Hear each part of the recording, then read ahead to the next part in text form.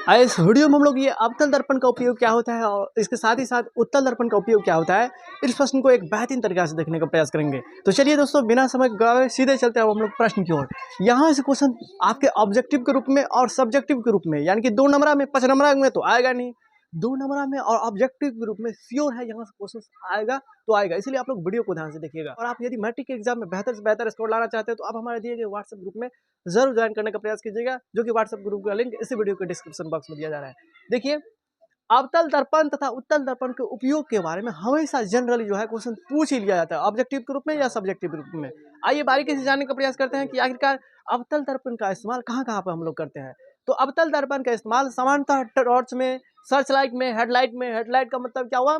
Headlight में मतलब हुआ गाड़ियों के अग्रदीप में, अगर आगे के दृश्य को देखने के लिए। हेडलाइट का मतलब अग्रदीप में, गाड़ियों में, वाहनों में अग्रदीप में। अग्रदीप में यानी कि हेडलाइट में किस दर्पण का उपयोग किया जाता है? तो अवतल दर्पण का उपयोग किया जाता है। सौर भट्टी में, सेविंग दर्पण में, दंत विशेषज्ञ जो है, जितने भी डॉक्टर सब जो होता है दांत को देखने के लिए या नाक कान कोई भी तरह का, मान के चलिए ना, हमारे शरीर के अंदर में कोई भी चीज़ को देखने के लिए अवतल दर्पण का ही इस्तेमाल किया जाता है।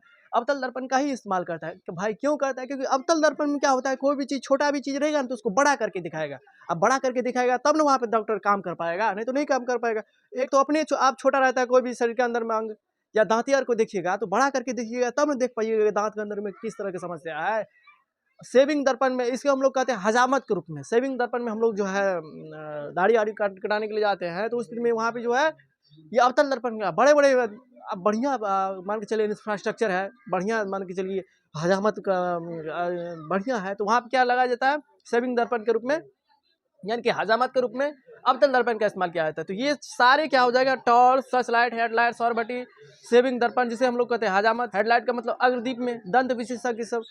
तो जितने भी डॉक्टर सब जो है कौन से दर्पण का उपयोग करता है, इस्तेमाल करता है? तो अवतल दर्पण का। उत्तल दर्पण का उपयोग क्या होता है? तो उत्तल दर्पण का होता है उपयोग रोड लैंप, सोडियम परावर्तक लैंप, साइड मिरर, यानी कि रोड लैंप में भी, सोडियम परावर्तक लैंप में भी। इसके बाद साइड मिरर। साइड मिरर का मतलब क्या? वाहनों के पीछे के दृश्य को देखने के लिए, वाहन में जो है साइड मिरर के रूप में, यानी कि पीछे के दृश्य को देखने के लिए जो है उत्तल दर्पण का इस्तेमाल किया जाता है। कई बार पूछ लिया जाता है टॉर्च में किस दर्पण का उपयोग होता है? सर्चलाइट में, हेडलाइट में, सौर भट्टी में, सेविंग दर्पण में, या हजामत में, या दंत विशेषज्ञ यानी कि डॉक्टर जो है दांतों को, रोगियों को चेक करने के लिए किस दर्पण का इस्तेमाल करता है? तो अवतल दर्पण का इस्तेमाल करता है। इसको एक बेहतरीन तरीके से देखने का प्रयास कीजिएगा।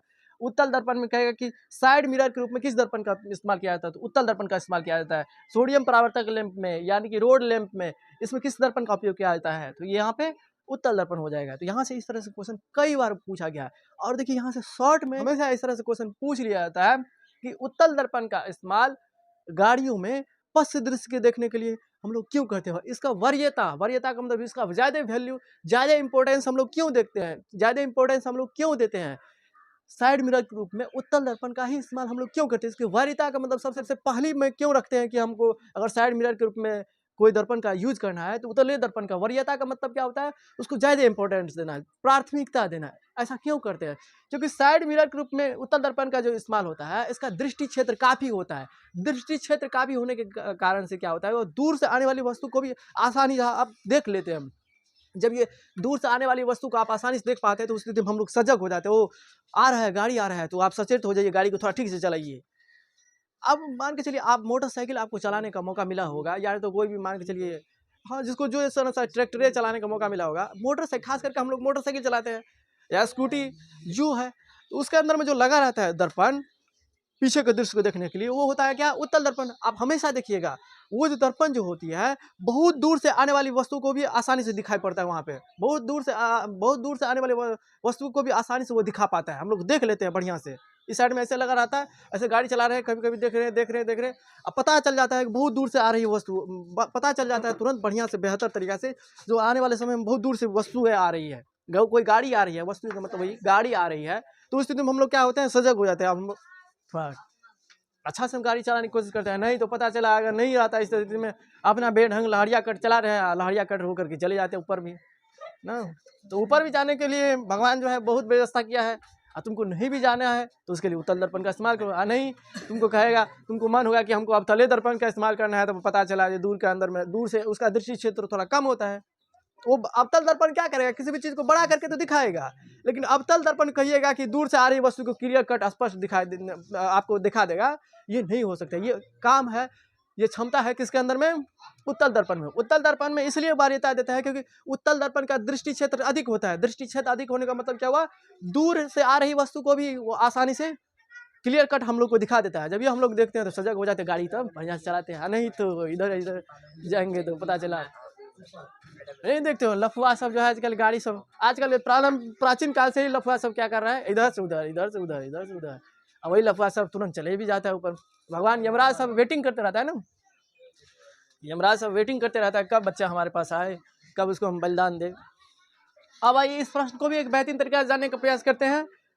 ये भी प्रश्न आपके बोर्ड एग्जाम में 2 नंबर में कई बार आपके बोर्ड एग्जाम में क्वेश्चन पूछा गया है, पूछ लेता है क्वेश्चन। हम वाहनों में उत्तल दर्पण को पश्च दृश्य के दर्पण के रूप में वरीयता, वरीयता का मतलब ज्यादा इंपॉर्टेंस। हम लोग इस बात का क्यों ख्याल रखते हैं कि अगर हमको पश्च दृश्य के रूप में किसी दर्पण का इस्तेमाल करना है तो उसमें अवतल दर्पण या समतल दर्पण न हो करके हम लोग को उत्तल दर्पण का ही इस्तेमाल क्यों करना है। ये वरीयता का मतलब क्या हुआ, सबसे पहली प्राथमिकता हम लोग क्यों रखते हैं कि हम लोग को उत्तल दर्पण का ही इस्तेमाल करना है अन्य दर्पण की तुलना में, अन्य दर्पण के स्थान पर उत्तल दर्पण का ही इस्तेमाल हम लोग को क्यों करना है। आइए इस प्रश्न को जानने का प्रयास करते हैं। तो यहाँ पे लिखेंगे, हम वाहनों में उत्तल दर्पण को पश्च दृश्य के रूप में इस्तेमाल करते हैं। हम वाहनों में उत्तल दर्पण को पश्च दृश्य के दर्पण के रूप में इस्तेमाल करते हैं। ऐसा इसलिए करते हैं क्योंकि ये सदैव सीधा प्रतिबिंब बनाते हैं। ऐसा इसलिए करते हैं क्योंकि ये सदैव सीधा प्रतिबिंब बनाते हैं, यद्यपि वह छोटा होता है। क्योंकि आप मान के चलिए मोटरसाइकिल चलाते होंगे तो उस दिन वो छोटा दिखाई पड़ेगा, लेकिन उसके अंदर में क्या होता है, इसका दृष्टि क्षेत्र, दूसरी क्षेत्र अधिक होने, दृष्टि क्षेत्र क्या होता है, अधिक होता है। वह बहुत दूर से आ रही वस्तु को भी आसानी से ड्राइवर को दिखाने में समर्थ होता है, जिसके कारण से क्या होता है, हम लोग सजग हो जाते हैं, बच जाते हैं दुर्घटना से ना। ये सदैव सीधा प्रतिबिंब बनाते हैं, यद्यपि वह छोटा होता है लेकिन इसका दृष्टि क्षेत्र बहुत अधिक होता है। इसी कारण उत्तल दर्पण में ड्राइवर अपने पीछे के बहुत बड़े क्षेत्र को देखने में क्या होता है, समर्थ हो जाता है, देखने योग्य हो जाता है ना। इसलिए हम लोग वाहनों में उत्तल दर्पण को पश्च दृश्य के रूप में इस्तेमाल करते हैं। हम लोग वाहनों में उत्तल दर्पण को पश्च दृश्य दर्पण के रूप में इस्तेमाल क्यों करते हैं बाबू, क्योंकि ये सदैव सीधा प्रतिबिंब बनाता है, यद्यपि लेकिन वो छोटा होता है, लेकिन इसका दृष्टि क्षेत्र काफी अधिक होता है। इसी दृष्टि क्षेत्र होने के कारण से हम लोग, ड्राइवर जो होता है अपने पीछे के बहुत बड़े एरिया को देख पाता है, समर्थ हो जाता है, जिसकी वजह से हम लोग क्या होता है, आसानी से चल पाते, आसानी से हम लोग गाड़ी चला पाते, हम लोग को दुर्घटना नहीं होती है। नहीं पता चला कि दृष्टि क्षेत्र कम है, कमे दूरी की वस्तु को, दूर से आ रही वस्तु को स्पष्ट दिखाई नहीं रहा है। अब पास में आएगा, जब पास में गाड़ी आएगा तब देखिएगा तो दिन आपको ठोकर मार के चले जाएगा, आप चले जाइएगा यमराज के पास। दूर से आ रही वस्तु को स्पष्ट क्लियर कट दिखाएगा तब ना हम लोग सजग होंगे। अब पास में आया और तब आपको दिखाई पड़ रहा है तो इसका मतलब पास में आएगा तो आपको तो रगड़ के चले जाएगा, बर्बाद करके चले जाएगा। बात को समझिए।